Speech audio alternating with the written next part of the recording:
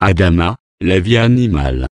À Tello, plusieurs espèces animales furent sauvées de l'extinction. Dès que nous avons appris que notre continent allait être anéanti, nous avons édifié cette cité souterraine afin de préserver nos propres vies ainsi que les annales antiques de notre civilisation. Nous avons également sélectionné quelques spécimens appartenant à chaque espèce existant à l'époque. D'une envergure plus vaste, cet épisode présageait l'histoire biblique de Noé, qui accueillit dans son arche 2 membres de chaque race avant le déluge. La plupart des bêtes rescapées vivent encore et sont sous notre protection, exception faite de celles qui ont opté, en tant qu'espèce, pour un retour à leur lieu d'origine. L'anéantissement de la Lémurie eut lieu 1200 ans avant que l'Atlantide soit engloutie, et le nombre d'espèces sauvées alors fut bien supérieur à celui dont fait état votre histoire biblique concernant l'Atlantide. À cette époque, plusieurs races animales présentes avant la destruction de notre continent avaient déjà disparu de la surface. Tout comme vous, les animaux s'incarnent encore et encore. Leurs incarnations sont toujours des extensions d'un tout plus vaste. Nous sommes tous, et ceci inclut les animaux, des prolongements d'un immense être de lumière, si immense et si prodigieux, que le jour où vous comprendrez votre nature divine, vous serez frappé de stupeur et d'émerveillement. Le concept de multidimensionnalité réfère bien sûr à cette nature, mais le mental tridimensionnel limité arrive difficilement à l'appréhender. Dans son amour infini et sa nature illimitée créant sans relâche, Dieu s'étend et s'accroît perpétuellement en un spectre grandissant de manifestations diversifiées. Le règne animal n'est que l'une parmi tant d'autres de ces émanations sans fin. Toutes participent de Dieu, chers amis, toutes. Si vous consentez à faire du tort à une seule de ces parcelles de vie, Dieu, vous nuisez au tout, dont vous-même faites partie. À l'intérieur de la terre, les animaux sont doués d'une fine intelligence.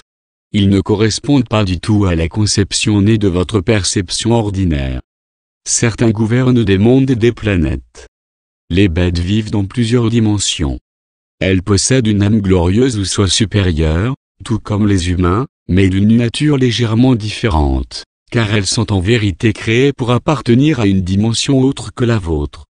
De ce fait, ce sont des émanations d'un corps de conscience beaucoup plus vaste, une autre facette de la nature divine. La conscience existe depuis les degrés les plus élevés de la divinité jusqu'au niveau le plus bas de la première dimension, le règne minéral. Toutes ces expressions participent de Dieu. Plus la dimension est élevée, plus la compréhension de l'amour sera fine et plus étendue sera la perception. Les animaux partagent votre planète parce que, à votre instar, ils ont choisi de vivre une expérience tridimensionnelle. Ils sont également venus pour servir d'assistants et d'enseignants en vue de soutenir l'humanité d'une manière que vous ne saisissez pas encore. Le fait qu'ils aient choisi un corps qui diffère du vôtre ne signifie pas pour autant qu'ils vous sont inférieurs. Et même s'ils l'étaient, rien ne justifie le traitement que l'on réserve à grand nombre d'entre eux à l'heure actuelle sur la surface de la Terre. Dans la troisième dimension, leur forme physique ne se situe qu'en harmonique sous la vôtre. Soyons clairs ici, cette différence que vous imaginez depuis si longtemps n'existe pas.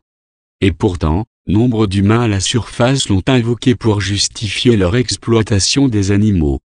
Cette compréhension très limitée vous a incité à les voir comme des produits utilitaires servant à des visées égoïstes ou à l'obtention d'un gain. Nous affirmons que ce n'est pas là ce qu'ils sont ni qui ils sont. La règle d'or doit s'appliquer à tous les êtres conscients, pas seulement au monde des humains. S'il vous tient à cœur de progresser sur une voie évolutive, il faudra imprégner vos paroles, vos pensées, vos sentiments et vos actions d'un amour inconditionnel envers toutes les formes de vie et tous les règnes occupant cette planète. L'amour est l'unique clé, il n'en existe nulle autre. Pas une seule particule de la création ne s'est manifestée sans l'amour. Voilà pourquoi, si vous souhaitez évoluer, vous ne pouvez exclure aucune d'aile de votre amour.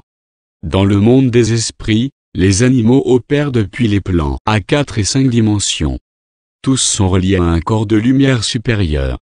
Les humains sont eux aussi connectés à leur propre soi supérieur, que l'on nomme « présence je suis ». Celui-ci existe dans les dimensions plus élevées et vit également dans le cœur de chacun. Votre soi supérieur, Votre propre soi Dieu, est un être magnifique, puissant, rayonnant d'une prodigieuse intelligence. Il est doué d'une perfection et d'une splendeur infinie. C'est là votre identité véritable. Votre existence tridimensionnelle sur Terre n'est qu'un infime reflet de cette immensité divine, votre vraie nature. Dans la création et les domaines supérieurs, il n'y a pas de notion de inférieur, de mieux, de moins bien que, etc. Ce sont là des étiquettes qu'attribue la perception humaine limitée. En réalité, chacun est aimé d'un amour égal et considéré comme une expression de Dieu en mouvement, évolution constante. Une différence subsiste en effet entre les animaux et vous-même, mais elle ne se situe pas là où vous le croyez. Mes amis, dans les cités souterraines, les bêtes sont l'objet d'une grande considération. Pour nous, ce sont nos jeunes frères et sœurs dans l'échelle de l'évolution. Nous affichons à leur égard le respect dont nous souhaiterions nous-mêmes bénéficier. Prenons l'exemple d'une famille de 10 enfants. Diriez-vous que les plus jeunes sont inférieurs aux aînés simplement parce qu'ils ont moins d'expérience de la vie et connaissent moins de choses que les grands? Prétendriez-vous que les cadets méritent moins d'amour et de respect parce qu'ils sont nés plus tard, et qu'il est justifiable de les maltraiter puisqu'ils ne sont pas aussi avancés que ceux qui sont nés les premiers? Bien sûr que non. Vous savez parfaitement qu'ils vous auront rattrapé d'ici à quelques années. Il en va de même avec les animaux. Dans la hiérarchie, ou famille, du Dieu unique, les bêtes qui partagent notre planète sont les benjamins. Je vous crois capable de saisir l'idée que je tente de formuler ici. Tout dans la création est doué de conscience, de l'infiniment petit à l'infiniment grand. D'un point de vue ultime, tout est considéré comme égal. Je le répète, Atlo, nous nous occupons d'un grand nombre d'espèces animales qui ont disparu de la surface de la Terre depuis longtemps. D'autres civilisations souterraines plus anciennes que la nôtre s'occupent également de plusieurs races éteintes depuis encore plus longtemps. Nous avons plusieurs races de chats de toutes les grosseurs, allant de quelques kilos à plusieurs centaines. Nos chevaux et nos chiens sont plus évolués que ceux de la surface. Une fois autorisés à émerger parmi vous, ils vous apporteront de grandes joies. La plupart de nos animaux sont d'une taille supérieure aux vôtres. Par exemple, les plus grands félins ont 2 fois la taille des vôtres à la surface. Il en va de même pour les chevaux, bien que beaucoup aient conservé une dimension qui vous conviendra. Nous chérissons nos animaux. Soyez certains que nous n'en relâcherons pas un seul à la surface tant qu'il y aura la moindre possibilité qu'on leur fasse du mal ou qu'on leur donne moins d'amour que ce qu'ils ont l'habitude de recevoir. Tous nos animaux sont doux. Ils n'ont jamais été exposés à la violence ou à la négativité. Il est possible de les approcher sans danger et de les caresser. Ils ne nous craignent aucunement. Par ailleurs, ils ne s'entretuent pas, car ils sont végétariens. Ils n'ont jamais été chassés ni mis en cage. On leur permet de vivre jusqu'au terme de leur existence naturelle, beaucoup plus longue que celle des bêtes de la surface. Nous reconnaissons l'intelligence unique dont est nantie chaque espèce animale. C'est pourquoi nous n'avons jamais tenté de les assujettir à une quelconque soumission.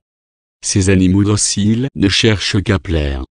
La simple communication télépathique suffit à nous assurer leur entière coopération. Lorsque nous constatons que nos chers frères et sœurs à la surface ouvrent leur cœur et leur esprit aux animaux et qu'ils adoptent une attitude correcte à leur égard, je vous mentionne que toutes les civilisations de l'intérieur de la Terre se réjouissent du fond du cœur. Veuillez accepter notre amour, notre lumière et notre amitié. Je suis Adama, votre frère lémurien.